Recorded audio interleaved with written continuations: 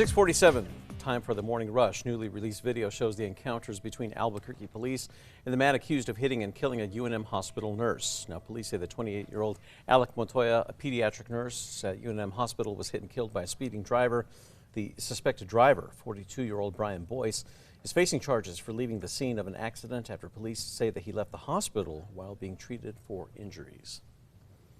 4 children in Albuquerque are in CYFD custody this morning after police say that their parents had them living in horrible conditions.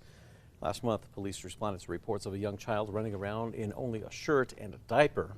Police say that inside the home, kids ranging from 3 to 7 years old were filthy, and one tested positive for drugs. The parents, Jonathan Garcia and Vanessa Salazar, were both arrested.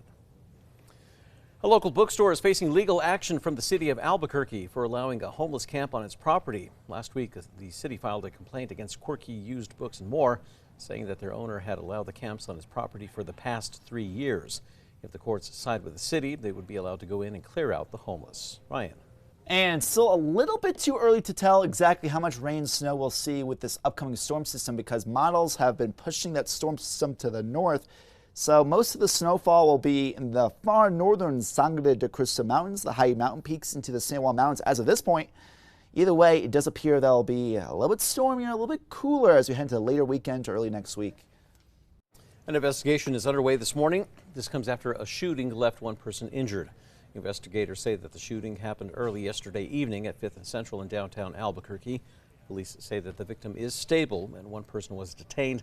Details are still limited at this point, and we will let you know when there's an update in the case. An hours-long SWAT standoff in southwest Albuquerque ended with 2 women in police custody. Now, last night, APD deployed SWAT to an area near Central and Old Coors that was for a wanted fugitive.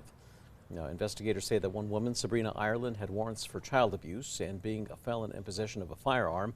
The other person, Gabriela Crespin, was on APD's top 10 auto theft offenders list. New Mexico State Police, they are asking for your help this morning as officers investigate a deadly hit-and-run crash outside of Socorro. Officers say that a woman was hit by a car and then killed around 10 yesterday morning on Highway 60 westbound near mile marker 135. There's no details that are currently known about the vehicle that hit her. If you have any information on the incident, you're asked to call State Police at the number on your screen. Ryan. And as we head into next week, into the following weekend leading up to Thanksgiving, it still looks like, just like what we'll start seeing by the end of the weekend to next week, likely still a little bit warmer than normal temperatures out in far east New Mexico, leaning colder to more likely being colder than normal to the southwest. And it does appear that may be a little bit wet and maybe wintry. So after near record high temperatures in the short term with dry air, things will change. Early yesterday morning, the Rio Community's fire department was called to a house fire near Lee Trevino Boulevard. Now, they got the fire under control, and the New Mexico State Fire Marshal is now investigating the cause. Meanwhile, the fire department is saying that all heating sources now should be in good condition and safely managed as we get into the colder months, to make sure also that all smoke detectors are functional. The Albuquerque Police Department has now issued a silver alert for a missing 76-year-old man. Thomas Corton was last seen yesterday walking near Jefferson and Manal. He was wearing a blue flannel shirt and blue jeans.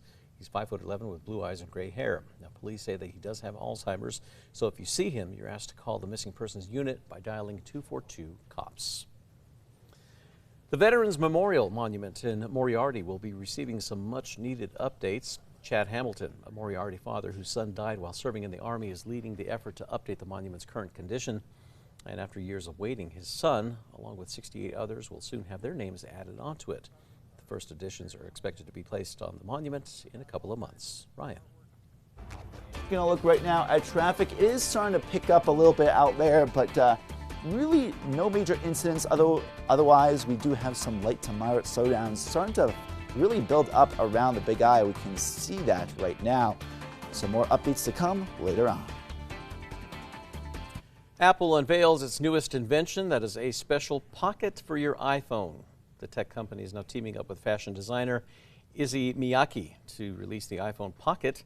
That is a 3D knitted over the body strap designed to carry iPhones of any size. The Pocket comes in 2 lengths. That is a short strap for about $150 and a long strap for $230. And now it's time for the 5 facts. And number 5, people in New Mexico were treated to a stunning light show last night. Max Pacheco sent us these photos of the Aurora Borealis turning the night sky to a deep shade of fuchsia.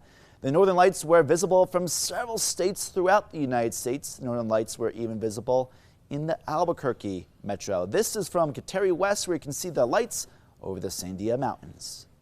At number 4, the Veterans Memorial Monument in Moriarty is going to be receiving some much-needed updates. Chad Hamilton, a Moriarty father whose son died while serving in the Army, is leading the effort now to update the monument's current condition. After years of waiting, his son, along with 68 others, are going to soon have their names put onto it. Now, the first additions are set to be placed on the monument within a couple of months. And at number 3, still a very mild week ahead with high pressure system overhead. We will be seeing not only temperatures today very mild, but with that high pressure remaining and more of a southwesterly flow through Friday, we will actually see records begin to return around Tucumcari, Roswell, or Carlsbad possibly, and high temperatures mostly in the upper 60s, 70s, and 80s up until later this weekend. On number 2, a local bookstore is now facing legal action from the city of Albuquerque for allowing a homeless camp on its property. Last week, the city filed a complaint against Quirky Used Books and More, saying that the owner had allowed encampments on his property for the past 3 years. If the courts side with the city, they would be allowed to go in and now clear out the encampments. Further violations would also open the door for the property to be sold. A hearing in May found the owner, Gilliam Curley, in violation of the city code. He is currently appealing that decision. And at number 1, it has been about a month since a UNM hospital nurse was hit and killed while on his way into work. Newly released video shows the moment that police say that the suspected driver took off from the hospital. Police say 28-year-old Alec Montoya, a pediatric nurse, was hit and killed by a speeding driver. That suspected driver, 42-year-old Brian Boyce, was later seen in body cam footage talking to police after the crash. Boyce seemed to be cooperating at first with officers. That was until he was taken to the hospital to check for injuries. When officers went to pick him up, they say he was already gone. They were eventually able to track him down at his home. He is now facing charges for leaving the scene of an accident. Now, a judge released Boyce from custody in October, and his status conference is set for tomorrow. In the meantime, we're waiting to hear back from the DA's office if they plan to file any more charges against him.